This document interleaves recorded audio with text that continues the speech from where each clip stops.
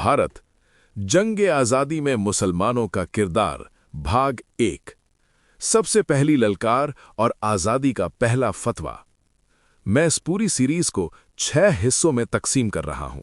हर हिस्सा इतना दमदार और हवालों से मजबूत होगा कि इंशाअल्लाह पढ़ने वाले का सीना गर्व से चौड़ा हो जाएगा। अंग्रेज हमारे प्यारे मुल्क में क्यों आए? तो सुनिए, अंग्रेजों के आने से पहले भारत गरीब नहीं था। पूरी दुनिया की 24% दौलत अकेले भारत के पास थी। अंग्रेज यहां व्यापार करने आए थे, लेकिन दरअसल उनका असली मकसद था इस मुल्क को लूटना और गुलाम बनाना। तो जिन तलवारों ने उनका रास्ता रोका वो मुसलमानों की थीं। हमारी मस्जिदों से आज़ादी के फतवे गूंजे और हमारे उलमा ने फांसी के फंदों को चूमा। आज़ादी की लड़ाई 1857 में नहीं बल्कि 1757 से शुरू हो चुकी थी। बंगाल के 24 साल के नौजवान नवाब सिराजुद्दौला रहमतुल्लाह अलैह ने अंग्रेज़ों की चाल पहचान ली थी। वो अंग्रेज़ों को खदेड़ चुके होते, लेकिन उनका अपना सेनापति मीर जाफर गद्दार निकला। कुरान की कसम खाकर उन्हें धोखा दिया गया।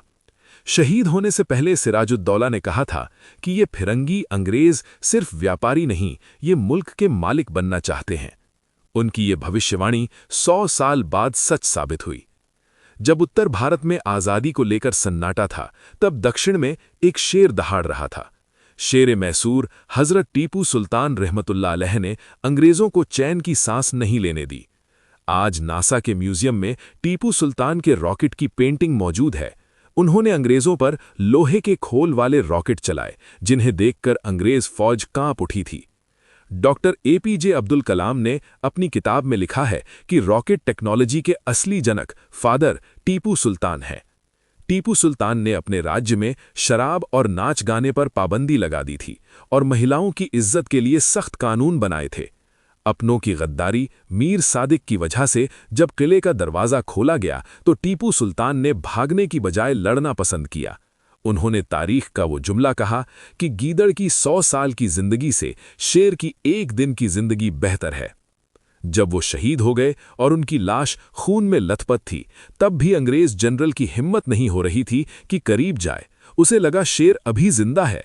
बाद में उसने कहा, आज से हिंदुस्तान हमारा है, क्योंकि रास्ता रोकने वाला शेर जा चुका था। टीपू सुल्तान की शहादत के बाद लोग मायूस हो गए।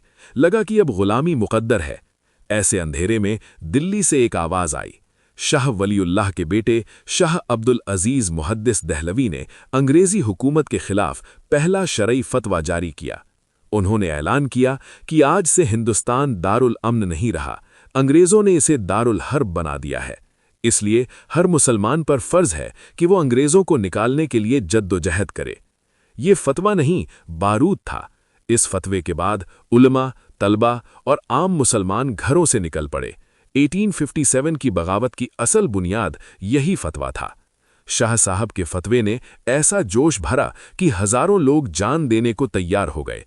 इस कारवां के सरदार थे हजरत सैयद अहमद शहीद राय बरेलवी और शाह इस्माइल शहीद। ये दुनिया का अनोखा लश्कर था जो राय बरेली उत्तर प्रदेश से पैदल चलकर पेशावर और बालाकोट थाउजेंड्स ऑफ किलोमीटर्स दूर पहुंच गया। कुछ इतिहासकार कहते हैं कि इसका लंबे समय का मकसद अंग्रेज भी थे, क्योंकि अंग्रेज फैल रहे थे और ये बेस भविष्य में अंग्रेजों के खिलाफ इस्तेमाल हो सकता था। 6 मई 1831 को बालाकोट की पहाड़ियों में मुकाबला हुआ। वहां कुछ मुकामी कबायली सरदारों पठानों ने चंद सिक्कों के लिए गद्दारी की और अंग्रेजों और सिखों को रास्ता बता दिया। जब सैयद अहमद शहीद नमाज पढ़ रहे थे, तभी दुश्मनों ने हमला कर दिया। सजदे की हालत में उनका सर तन से जुदा कर दिया गया। उनके साथ सैकड़ों उलमा और हाफिज़े कुरान शहीद हुए, लेकिन इन शहीदों के खून ने तहरीक को ख़त्म नहीं किया, बल्कि हर घर में मुजाहिद पैदा कर दिए। ये था आज़ादी की जंग का पहला दौर, जब मुसलमानों ने प्लासी से लेकर खैबर तक अपने खून से आज़ादी के पौधे को सींचा। मशहूर लेखक और इतिहासकार, जिनकी किताबें भारतीय इतिहास में मानी जाती हैं, लिखते हैं, Indian freedom is written on Muslims' blood. Their participation in freedom struggle was much more than their population. यानी हिंदुस्तान की आज़ादी मुसलमानों के खून से लिखी गई है। जंग आज़ादी में उनकी हिस्सेदारी उनकी आबादी से कहीं ज़्यादा थी। ये पहला भाग है। अगले हिस्से में हम पढ़ेंगे 1857 का वो खौफनाक मंजर जब दिल्ली की चांदनी चौक से लेकर खैबर तक कोई ऐसा पेड़ नहीं था जिस पर किसी मुसलमान आलिम की लाश न लटकी हो। क्या आप तैयार हैं उस दर्दनाक दास्तान के लिए? To be continued.